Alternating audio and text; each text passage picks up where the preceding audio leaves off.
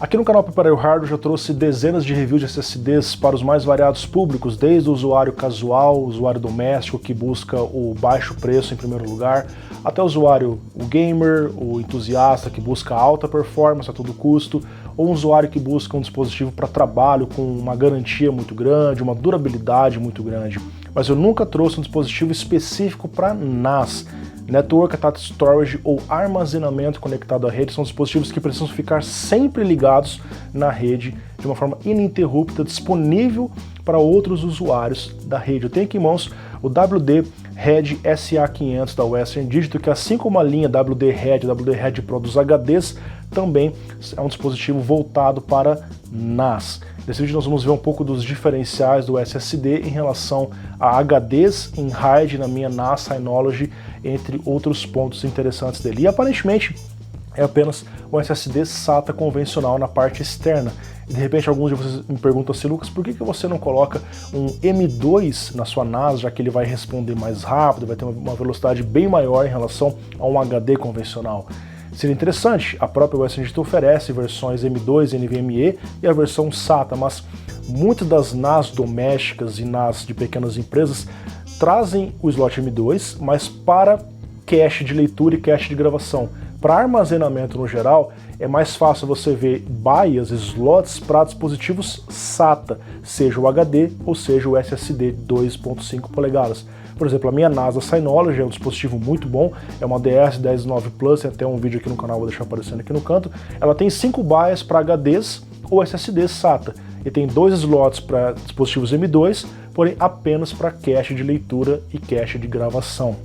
Então, no que diz respeito à performance, ele é muito parecido com SSDs SATA 3 convencionais. A leitura sequencial chega até 560 MB por segundo, a gravação 530 MB por segundo, mas agora que vem os verdadeiros diferenciais. Enquanto um dispositivo SATA convencional mais barato tem uma durabilidade na gravação de 40 TB, 80 TB, o WD-Head SA500 tem uma durabilidade estimada na casa dos 350 terabytes. Isso significa que você pode gravar, por exemplo, 200 GB por dia nele por 5 anos, que é o tempo de garantia que a marca oferece, sem chegar no limite que ele oferece. E esse limite, na verdade, é meio que uma especificação de segurança, ele pode passar além disso. Então, de fato, é um dispositivo feito para uso ininterrupto, para ficar conectado na rede, recebendo leituras e gravações de maneiras simultâneas dos usuários ali conectados. E essa durabilidade vai aumentando conforme a capacidade. Essa que eu falei é da versão de 500 GB, que é essa que eu tenho. A de 1 TB são 600 terabytes. Olha só. A de 2 TB, 1.3 petabytes. Dá para você ficar uma vida gravando. E o de 4 TB são 2.5 petabytes, é muita coisa mesmo. Diferente da maioria dos SSDs baratos, ele conta com DRAM como cache, 256 MB DDR3 para mapeamento das tabelas. Isso acelera a performance aleatória tão importante para tarefas do dia a dia. Agora nós vamos ver um pouco dos testes práticos para ver se é um dispositivo que vale a pena para você, especialmente para quem tem uma NAS, já que é o seu público-alvo.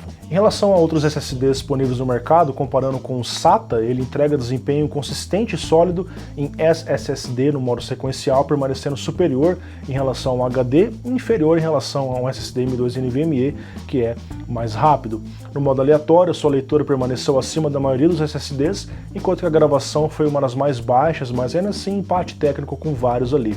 No tempo de acesso, ele performa tal como um SSD comum. Em AtoDisk Benchmark, no modo escrita, assim como os outros SSDs, o WD-Head entrega boa consistência e estabilidade, mas de fato, no modo leitura, onde é mais fácil para um SSD, a performance fica praticamente a mesma entre todos. Em PCMark 8, que avalia a performance em softwares do dia a dia, ele obteve o melhor desempenho absoluto, mas permanecendo um empate técnico no carregamento do Windows 10 e no carregamento de um jogo. A transferência de uma ISO, de uma RAM disk para o SSD, ele figurou entre os melhores SSDs abaixo apenas do Savage da HyperX e do GameX, que é o NVMe M2 mais rápido. A transferência múltipla de 16.945 arquivos, mais uma vez no topo dos resultados, abaixo naturalmente apenas do NVMe, ele chega a entregar o dobro de desempenho em relação a um SSD convencional. Obviamente, eu coloquei também ele no seu habitat natural dentro de uma NAS, a minha Synology que eu utilizo aqui. Eu fiz um teste com um único SSD, depois com eles em RAID 1, pensando em redundância, que é o que muitas pessoas pensam hoje numa NAS, e comparando com o RAID 5 de HDs também com redundância que eu tenho aqui atualmente. Transferindo arquivos via rede Gigabit. Como a gente pode ver no gráfico, a transferência pela rede é severamente afetada, pois ela é limitada em 1 gigabit por segundo, 6 vezes menos que o padrão SATA, que é mais ou menos a performance que a gente vê aqui. O WD-Head NAS fica aproximadamente 6 vezes mais lento quando conectado no mesmo PC via SATA.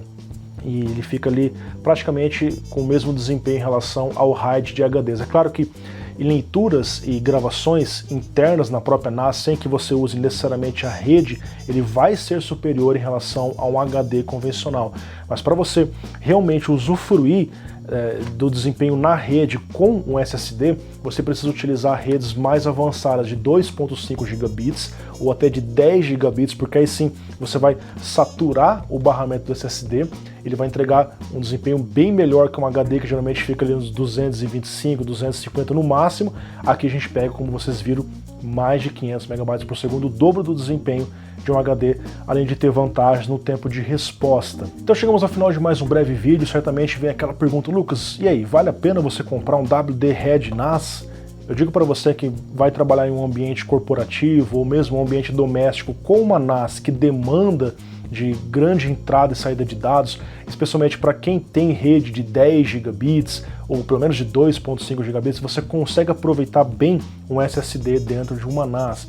Caso contrário, uma rede padrão 1 gigabit, você vai mover poucos dados, um HD convencional dá conta do recado. Porém, existem vantagens muito claras no uso de um SSD dentro de uma NAS, que não é apenas a performance. Um SSD, além de ser mais rápido, ele é mais frio, não faz barulho, porque são apenas NANDs, é como se fosse um pendrive dentro da sua NAS, né? Ele economiza energia, o consumo dele é realmente muito baixo, ele é mais resistente a choques, a batidas em relação a um HD. Vocês sabem, um HD, dependendo do caso, uma batida, alguma coisa, ele pode danificar, ele pode riscar, corromper os dados. Um SSD é bem mais resistente quanto a isso. Então a sua NAS vai ficar mais leve, porque pesa menos, vai consumir menos energia, vai ficar mais fria, mais silenciosa. Tem vantagens. Qual que é a desvantagem de um SSD numa NAS? O custo. O custo por gigabyte de um SSD é maior que um HD. Por exemplo, um WD-Head SA500, nos Estados Unidos a versão de 500 GB, você paga cerca de $87 para ter 500 GB. Agora, com a mesma grana, você consegue comprar um WD-Head Plus, também para NAS, com 2 TB, ou 4 vezes mais a capacidade de armazenamento de um SSD como esse. Aí você avalia a sua necessidade. Eu quero mais confiabilidade, mais segurança, silêncio, uma resistência a choques maior, ou eu quero uma maior quantidade de espaço livre na minha NAS. Aí é com você.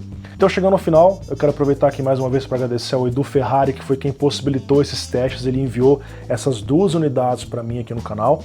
Ele disse que muito em breve vai estar vendendo na loja dele do Mercado Livre, que é o segundo link na descrição. Caso você queira conferir, é só dar uma passada por lá. Eu passei aqui a estimativa apenas em dólar para vocês, porque ele é um produto geralmente difícil de ser encontrado no Brasil por conta de ser um produto de nicho, normalmente mais caro, com SSD comum, e as pessoas acabam buscando dispositivos mais baratos ou os M2 mais rápidos, porque isso aqui realmente tem um público de nicho, né? Algo mais específico. Espero que vocês tenham gostado, um grande abraço e até mais. Tchau, tchau.